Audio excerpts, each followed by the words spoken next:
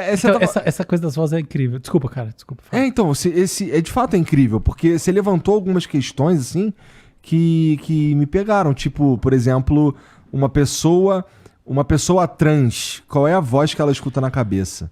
E eu fiquei, caralho, é mesmo? Isso daí é um bagulho... E essa voz que eu escuto na cabeça, por que eu escuto essa voz na minha cabeça? Por que eu escuto essa voz na minha cabeça? Porque, sei lá, eu tô acostumado com a minha própria voz e será que a voz que eu escuto de fato é a minha voz? Você tá fazendo um monte de pergunta que não tem nada a ver, cara. É? Sabe por quê? Ah. Porque você não escuta a voz na sua cabeça. Será? Não. Você é a voz na sua cabeça. Caralho. O que é essa voz na minha cabeça? É um gremlin. Não, caralho, essa voz chama Igor. Entendeu? Você Agora fudeu agora. Você é. Então, aí que tá. A gente tá acostumado sabe, nessas discussões, às vezes de maneira bastante superficial, fala assim, o que é o eu? Porque o eu é, sei lá o que, parece que redação do Enem, entendeu? Uns badulac da porra. E na prática, o que é o eu? É essa manifestação. Só que essa manifestação, ela se dá com graus de semelhança com a manifestação social da subjetividade maiores, com graus de semelhança das manifestações sociais da subjetividade maiores ou menores. Porra, eu já conversei com o eu do mal dentro da minha cabeça. Sim. Então, olha só, aí ela está se dando com grande semelhança. Olha só, vamos lá. Eu posso pensar em palavras, escutar a vozinha. Eu estou subvocalizando. Se eu botar eletromiografia, tem comportamento. Isso é subvocalização. Eu consigo fazer decodificação da subvocalização com inteligência artificial e ressonância, através de uma técnica, depois eu conto como é que funciona. Porque isso existe em si, isso aí não tem abstração nenhuma, isso é uma coisa que está lá. O tempo desse pensamento é o tempo da passagem é o tempo da experiência sonora. Se eu estivesse ouvindo uma coisa, se eu estivesse com fone de ouvido, era o mesmo tempo. Essa voz é um comportamento, igual ao comportamento externo, só que você está usando ele internamente. Esse é um comportamento social internalizado. Vygotsky falava, o cara que pensou a primeira vez sobre isso, que primeiro a gente vê as pessoas falando e pega isso por imitação, aí depois a gente começa a falar com os outros, aí depois, em determinado momento, a gente inverte esse eixo. E a gente incorpora esse troço como um diálogo, entendeu? Que como se alucinasse na nossa cabeça aquilo que acontece no mundo.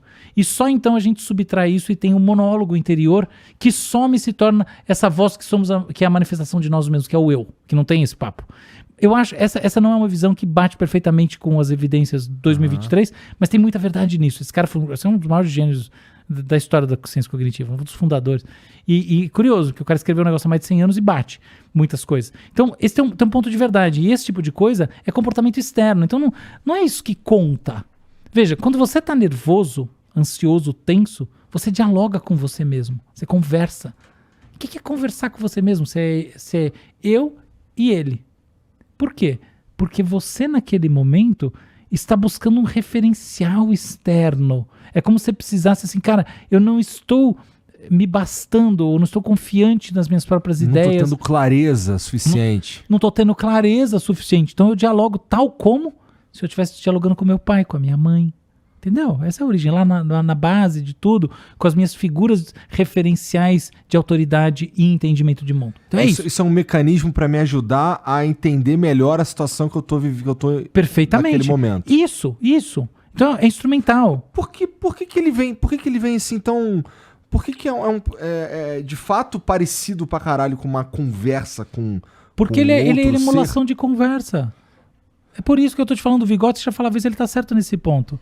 Porque esse diálogo interior, ele é internalizado do diálogo exterior. Não conta isso. Isso aí não vale na brincadeira da gente. Essa é brincadeira fácil. A brincadeira, isso é para os amadores, isso é para estudo, PhD. Tá. O cara fez um doutorado, essa daí é a brincadeira dele, pós-doutorado. Tem um pós-doutorado, discute essa brincadeira. Tá. Que arrogância agora, né? Não, mas aí, é verdade. Aí me ajuda aí então, porque eu não sou nem doutor, nem pós-doutor, nem porra nenhuma. Não, tô brincando, para dizer assim, essa é brincadeira fácil. A grande questão é, e essas manifestações que são o próprio eu? Você percebe? É outra vibe, é assim, você não é que você conversa com você mesmo a parte do tempo, você tem um pensamento, e às vezes ele é mais sonoro, você ouve as palavras. Tem horas que eles vai... É como se você tirasse as palavras e o pensamento ainda tá lá. Você sente ele. E tem hora que ele se mistura sensações, emoções, ele é uma coisa mista de tudo. E agora eu vou falar de ordem contrária. Você tem uma manifestação de você mesmo que é essa miríade, que é esse quebra-cabeças de peças assimétricas que não se encaixariam se não fosse no seu próprio cérebro. É a emoção com a sensação, com uma certa palavra, com uma referência visual, com uma vibe, com o tom da coisa.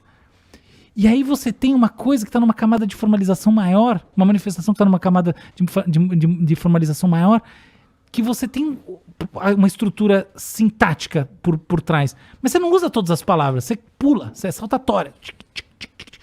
E ela tá lá só como um andaime para você chegar em conclusões, percepções. Tanto que às vezes você não tá pensando em nada e ela surge. Que hora essa daí é muito usada? Na hora que você tá pegando no sono. Estados hipnagógicos são propensos a isso. Você tá lá meio que pensando, meio que não pensando, e você de repente tem uma ideia, até ela te acorda, assim. Geralmente uma preocupação. E aí, Deus, você lembrei do negócio. E elas vêm, elas estão lá. São essas ilhas de representação do você mesmo. Esse é o eu mesmo, não é a teoriazinha babaca. Esse é o eu mesmo. E aí tem essa outra que já começa a ganhar uma estrutura muito próxima do diálogo, mas ela é monólogo. Que você escuta, você pensa, fala assim, não, peraí, então quando eu subir lá eu vou falar isso aqui pro Igor, eu vou falar pra ele que ele é um puta do babaca, e caralho, que eu não vou tomar café com ele. Então você pensa aquele negócio. E aí você planeja, o planejamento é estruturado nisso. Todo esse papo, os processos executivos, a racionalidade, é mentira, está tudo errado, entendeu? Não porque tá errado no sentido que essas coisas não existem. É porque não é o processo maior, esse é o processo menor, é só mais fácil de descrever do ponto de vista biológico, do ponto de vista funcional, neurocomputacional, o que você quiser. Então é fácil falar que o cara pensou, isso, mas na maior parte do tempo não é isso que está acontecendo. O Einstein falava, você quer fazer, outro dia eu pensei em fazer, vou abrir um parênteses, eu recebo de um cara um negócio de bom dia, todo dia. Chato. Não, ele deve achar que eu devo querer, que eu tô me preparando para me tornar serial killer, ele vai ser a primeira vítima. Mas na verdade eu acho hilário, entendeu? E aí eu percebi, você quer fazer eu fiz o cartão de bom dia universal. Ele tem pôr do sol, aquela flor que solta aquele monte de coisinha que você assopra assim. Como chama aquilo? É dente de leão. Tem um dente de leão. Tem pôr do sol, dente de leão, Jesus Cristo e Einstein. Tudo no mesmo. E é que, sabe? Esse é o jeito de ofender a maior parte das pessoas, né? Não, eu fiz com carinho. E eu pensei, porque eu só queria fazer o cartão de bom dia universal. Eu escrevi assim, bom dia, como é que é? Cristo não joga dados. Sabe aquela que aí você falou assim, Deus não joga dados para falar sobre a crítica dele, o princípio da incerteza na física quântica. Aí você põe um Cristo no lugar de Deus, porque, né, afinal de contas são parentes, e aí... Mais pessoal. Fica mais pessoal, e Cristo não joga dado.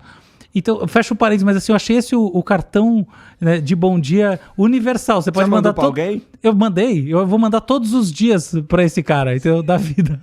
Todos os dias eu mando esse cartão. Todos os dias. Eu falo, bom dia, eu mando mesmo. Bom dia, eu mando.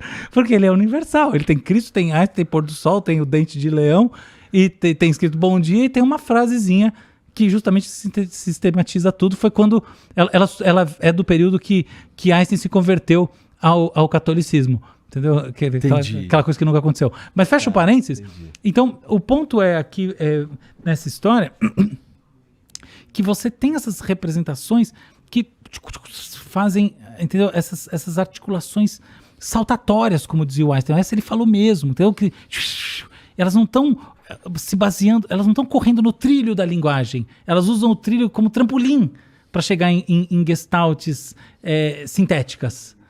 E é assim que funciona a coisa. Então, essa é a parte difícil.